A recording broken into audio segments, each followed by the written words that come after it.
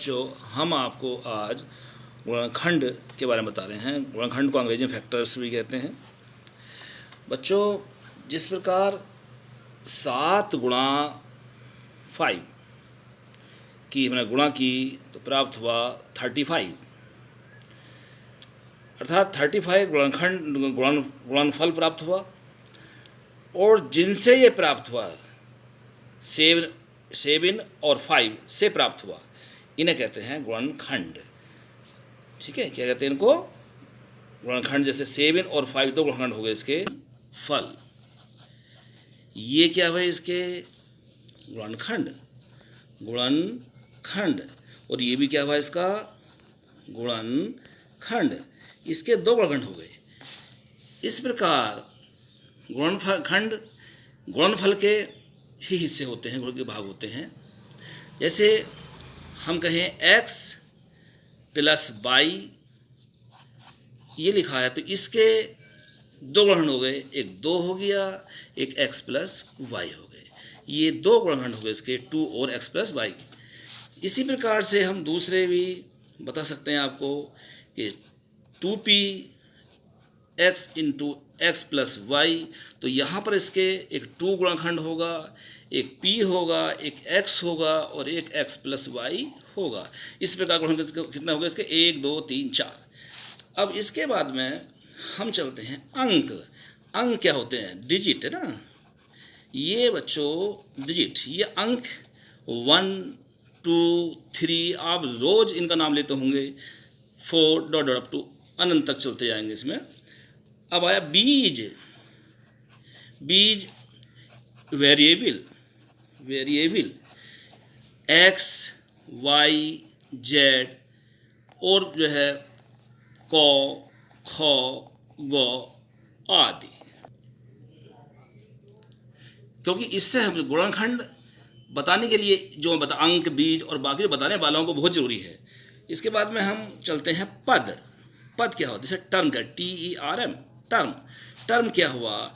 Term जैसे कि इन अंक और बीज से मिलकर जो बनते हैं टर्म, वो कहलाते हैं। जैसे 3x 4y 6x 9z, ये क्या है? ये टर्म है। क्या है? ये टर्म है। या ओनली 4 भी टर्म है, अपना में अकेला टर्म है। अब आया व्यंजक। व्यंजक क्या हुआ? पदों के समूह को व्यंजक कहते हैं। जैसे कि 3x² + 4y + z, ये भी पद हुआ, एक ये पद हुआ, एक ये पद हुआ। इस पर कह सकते हैं ये हुआ व्यंजक। पदों के समूह कहते हैं व्यंजक। अब बच्चों हम मेन चीज़ पर गुणनखंड पे आने वाले हैं, जबकि इससे पहले गुणनखंड से पहले हमें ये बताना बहुत ज़रूरी था आपको। अब आता है, इससे बाद में आता है सर्वनिष्ठ। सर्वनिष्ठ या सार्व, अंग्रेजी में कहते हैं कॉमन। ये क्या है बच्चों? कॉमन ये एक ऐसा अंक या बीज है जो प्रत्येक पद या प्रत्येक व्यंजक में पाया जाता है, कॉमन कहलाता है, यह सार्व कहलाता है। सार्व जैसे बच्चों हम 3x + 4y + 4z, यहाँ पर ही 4 लिख लीजिए। तो इसमें देखिए कोई पद, कोई जो है अंक या बीज ऐसा है जो कि 3 पद हैं। एक व्यंजक हमारे पास है और इस व्यंजक में 3 पद हैं। इन तीनों पदों में देखिए आप कि क्या कोई ऐसा अंक या बीज है जो सब में मिल रहा है? हाँ है। कौन सा? ये 4 4 4। ये 4 बाहर निकालिए, x + y + z। सिमिलरली फिर उसके बाद में जैसे 3x² + 4x² y + 5x² z। ये देखिए बच्चों, इसमें क्या कोई, इसमें ये 3 पद हैं, इसमें कोई ऐसा अंक या बीज है जो प्रत्येक पद में मिल रहा हो? बताइए कौन सा है? हाँ है, ये देखिए बच्चों, ये और ये बीजों में एक्स स्क्वायर है, लेकिन अंकों में यहाँ 3 है, यहाँ 4 है, यहाँ 5 है, नहीं मिल रहे हैं। ये सार नहीं हो सकता। सार वो होता है जो हर एक पद में पाया जाता हो। तो यहाँ एक्स स्क्वायर कॉमन को बाहर निकालते हैं, तो यहाँ 3 बच गया, यहाँ 4y बच गया, यहाँ 5z बच गया। इसी प्रकार और सवाल लिख सकते हैं, जैसे कि x plus y plus z, x plus y plus z square, x plus y plus z की होल घात 3। ये देखिए बच्चों, इसमें बताइए कौन सा ऐसा अंक या बीज है या व्यंजक है जो इनमें मिल रहा हो। ये 3, एक ये है, इन तीनों पदों में बताइए क्या मिल रहा है। पहले हम देखते हैं कोष्ठक से पहले, यहाँ x मिल रहा है, यहाँ पर x है, ये x है, ये x है। पहले इसको कॉमन है, ये कोष्ठक से बाहर है, पहले कोष्ठक से बाहर वाले को कॉमन निकालते हैं, ये निकल गया। अब देखिए कोष्ठक अंदर, यहाँ x plus y plus z की घात 1 है, यहाँ x plus y plus z की घात 2 है, यहाँ x प्लस वाई की घात 3 है। इसका मतलब क्या हुआ कि ये x plus y plus z यह 2 बार शामिल है, इसमें 3 बार शामिल है। इसका मतलब x plus y plus z सब में है। तो x plus y plus z common निकाल दीजिए। और यहाँ पर बच्चों, यहाँ क्या बचा, यहाँ तो ओनली 1 बचा, क्योंकि एक की गुणा सब में होती है, लगभग सब में एक की गुणा होती है, तो यहाँ 1 बचा।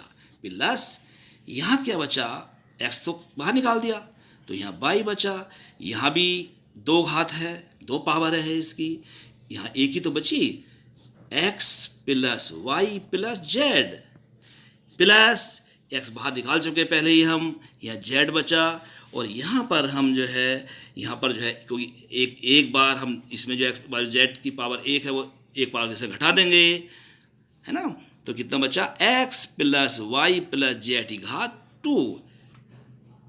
अब अगला सवाल, एक सवाल और देते हैं आपको हम, जैसे बच्चों c d plus a plus b plus e f a plus b. अब देखो बताइए इसमें इन दोनों में कॉमन क्या होगा। पहला कोष्ठक बाहर देखते हैं हम, कोष्ठक बाहर यहाँ पर सी है, यहाँ पर सी नहीं है, यहाँ डी है, यहाँ पर नहीं है, ये कॉमन हो ही नहीं सकते। यहाँ देखिए, यहाँ अब कोष्ठक अंदर देखिए ए प्लस बी यहाँ पर है, यहाँ पर भी है, तो इन दोनों में कॉमन क्या हो गया, ए प्लस बी। अब ए प्लस बी बाहर निकालिए आप, तो क्या हो गया, जो बचा सी है, सी डी बच गया। ए प्लस बी से मैंने इसको ही भाग दिया, ए प्लस बी से मैंने इसको ही भाग दिया, तो क्या क्या बचा, यहाँ बचा ई एफ। यहाँ क्या हुआ कॉमन, ए प्लस बी कॉमन हुआ। हाँ बच्चों, एक नेक्स्ट सवाल है जिसमें हमें कॉमन याद करना है। इसमें ये सवाल थोड़ा सा ऊपर वाले से थोड़ा हार्ड है, हार्ड भी नहीं, कोई हार्ड नहीं। देखिए पहले तो कोष्ठक से बाहर जो अंक हैं, मैंने आपको अंक बीज पहले क्यों बताए थे, इसलिए बताए थे कि अंक बीज समझो, अंक बीज है क्या, अंक बीज का मतलब क्या हुआ। तो अंक, इनमें अंक कौन है, एक तो 8 है और एक 4 है। इन दोनों में कॉमन क्या होगा बताइए। 8 और 4 में देखिए छोटा कौन सा, इनमें 4 है, और वैसे भी जो है 8 के अंदर 4 है, तो कॉमन क्या हुआ, कॉमन हुआ 4। कोष्ठक बाहर कॉमन हुआ 4 हो गया। अब आइए कोष्ठक बाहर जो बीज है, बीज कौन से हैं, एक की घात 2 है, एक घात 2 यह भी है, दोनों जगह एक घात 2 है, तो ये कॉमन हो गया एक घात 2। अब आया बी, कोष्ठक बाहर बी यहाँ पर है और यहाँ पर बी है ही नहीं, कोई मतलब ही नहीं होता जो कि कॉमन होगा। अब आइए कोष्ठक के अंदर क्या क्या कॉमन देखते हैं। यहाँ ए माइनस बी घात 2 है, यहाँ ए माइनस बी घात 3 है, इसके मतलब ये 2 है, यहाँ पर एक फालतू है। इट मीन्स इन दोनों में कम कौन सा है, ए माइनस बी का होल स्क्वायर, ए माइनस बी की होल घात 3 में कम कौन सा है, कम ये हुआ, ए माइनस बी घात 2 कम हुआ, तो इसका कॉमन ये कॉमन निकाल देंगे, ये क्या लेंगे, ए माइनस बी की घात 2, ये कॉमन हो गया। और जो बचा हुआ लिख दीजिए, अर्थात इससे जो कॉमन निकाला इसको भाग कर देंगे, 4 दूनी 8, 2 बचा यहाँ पर, ए से 1 कट गया, ए स्क्वायर कट गया, बी तार देंगे ऐसे ही, और ये ए बस बी का होल स्क्वायर ये कट गया इससे, बस अर्थात जो इससे हमने इसको भाग किया, इसको ऊपर रखा, इसको नीचे रखा, 2 बच गया। माइनस अब 4a² कट गया, कुछ ही बचा क्वेश्चन। अब a माइनस बी का घात 3 है, यहाँ 2 है, कितनी बची, यह बचा a minus b, that is common. हाँ बच्चों, प्यारे बेटा, हम जो हैं अब समूह बनाकर गुणनखंड करना, factors bye grouping the terms. इसके लिए बच्चों में क्या करना पड़ेगा, इसमें हम जो है ग्रुप बना करके गुणनखंड करेंगे। हाँ बच्चों, प्यारे बच्चों, अब हम समूह बना गुणनखंड करना सिखाएंगे आपको।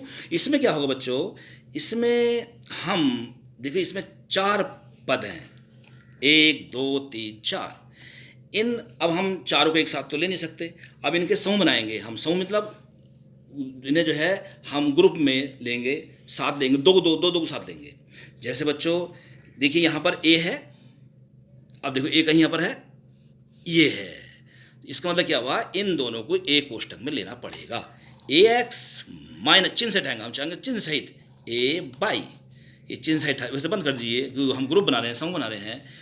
अब आया प्लस, देखो यहाँ पर b है और b कहीं ये बचा, ओनली यही तो बचा, तो यहाँ bx लिखिए और यहाँ लिख दिए b बाई, ये आ गया। अब बच्चों इसमें देखिए क्या कॉमन है, कॉमन लिखना पहले बता रखा मैंने आपको, कॉमन क्या कॉमन बताइए, यहाँ पर a है, यहाँ भी a है, यहाँ x है, यहाँ बाई है, इसको जो चीज़ मिल रही है a मिल रहा है, a बाहर निकाल दीजिए, x माइनस बाई प्लस, यहाँ देखिए क्या कॉमन होगा, यहाँ कॉमन देखिए, यहाँ b है, यहाँ b बाई है, b कॉमन है, यहाँ b, यहाँ x है, यहाँ बाई है, तो ये तो x कॉमन हो नहीं सकता, ना बाई कॉमन हो सकता, b कॉमन होगा, b निकाल दीजिए, x माइनस बाई। इसमें ये समूह में जब गुणनखंड करते हैं बहुत देखना बहुत जरूरी होता है कि ये जो देखिए ये टर्म दोनों मिल रहा है, ये दोनों मिल रहा है, ये बहुत जरूरी है। अगर ये दो मिल गया इट मीन सवाल हमारा सही है। और एक बात ध्यान रखें कि हर बार बराबर निशान लगाएंगे वरना सवाल गुणा माना जाएगा। तो ये देखिए बराबर निशान लगाइए और यहाँ पर क्या कॉमन होगा, द्वारा कॉमन निकालिए। इसमें x जो हमने कॉमन लिखा सिखाया पहले आपको, x माइनस बाई, और ये बचा a plus b, that is answer. हाँ बच्चों, मैंने जो है एक दूसरा सवाल लिखा है जिसमें x देखिए, x की घात 4 प्लस x की घात 3 प्लस x की घात 2 प्लस x की घात 1, ये 1 बराबर है। अब देखिए बच्चों, इनका हमें समूह बना गुणन करना है, तो क्या करें, क्या कैसे सोचें, क्या करना चाहिए हमें। तो पहली बात तो इसमें ये ध्यान रखना चाहिए सबसे पहला हमें बच्चों कि इसमें जो है बड़ी बड़ी घातों को एक कोष्ठक, जो बड़ी बड़ी घातों ने एक कोष्ठक रखी, ये देखिए ये दोनों, क्योंकि यहाँ x की घात 3 x की घात 2 है, 4 है यहाँ पर, यहाँ x की घात 3 तो x की घात 3 कॉमन निकल जाएगा आराम से, x की घात 4 प्लस x की घात 3, ये बड़ी घातों एक कोष्ठक में दिया, प्लस x की घात 2 प्लस x, ये दिया। अब देखते हैं कि हमने जो है इसमें कॉमन क्या होगा, यहाँ x की घात 4 है, x की घात 3 है, तो कम वाला कॉमन लेते हैं, x की घात 3 कॉमन ले लीजिए, क्योंकि जिस समय जब एक जैसी राशि होती हैं तो जो कम वाली होती है उस वही कॉमन लेते हैं।